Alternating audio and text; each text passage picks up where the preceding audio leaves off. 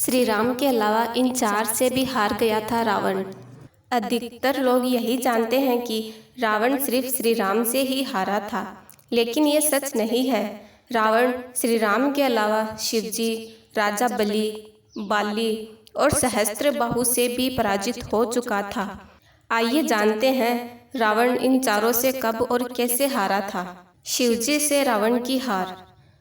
रावण बहुत शक्तिशाली था और उसे अपनी शक्ति पर बहुत ही घमंड भी था। रावण इस घमंड के नशे में शिवजी को हराने के लिए कैलाश पर्वत पर पहुंच गया था।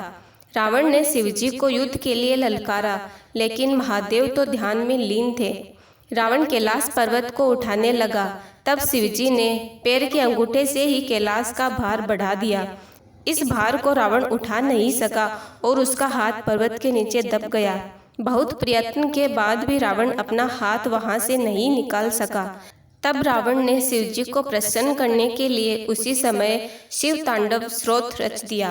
शिवजी इस स्रोत से बहुत प्रसन्न हो गए और उसने रावण को मुक्त कर दिया। मुक्त होने के पश्चात रावण ने शिवजी को अपना गुरु बना लिया। राजा बलि से रावण की हार। दैत्यराज बलि पाताल लोक के राजा थे।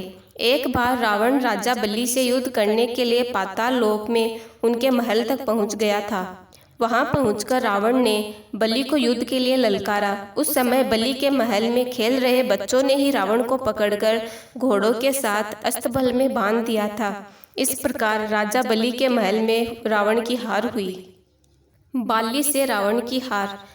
एक बार रावण बाली से युद्ध करने पहुंच गया था। बाली उस समय पूजा कर रहा था। रावण बार बार बाली को ललकार रहा था, जिससे बाली की पूजा में बाधा उत्पन्न हो रही थी। जब रावण नहीं माना तो बाली ने उसे अपनी बाजू में दबाकर 4 समुद्रों की परिक्रमा की थी। बाली बहुत शक्तिशाली था और इतनी तेज गति से चलता था कि रोज सुबह सुबह ही 4 समुद्रों की परिक्रमा कर लेता था। इस प्रकार परिक्रमा करने के बाद सूर्य को अर्घ्य अर्पित करता था। जब तक बलि ने परिक्रमा की और सूर्य को अर्घ्य अर्पित किया, तब तक रावण को अपने बाजू में दबाकर ही रखा था। रावण ने बहुत प्रयास किया था, लेकिन वह बाली की गिरफ्त से आजाद नहीं हो पाया। पूजा के बाद बाली ने रावण को छोड़ दिया था। इस तरह रावण बाली से भी हार चुका था। सहस्त्रबाहु अर्जुन से रावण की हार। सहस्त्रबाहु अर्जुन के 1000 हाथ थे, इसी वजह से उसका नाम सहस्त्रबाहु पड़ा था।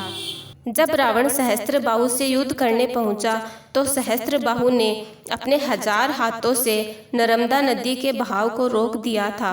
सहस्त्रबाहु ने नर्मदा नदी का पानी इकट्ठा किया और पानी छोड़ दिया, जिससे रावण पूरी सेना के साथ नर्मदा में ही बह गया था।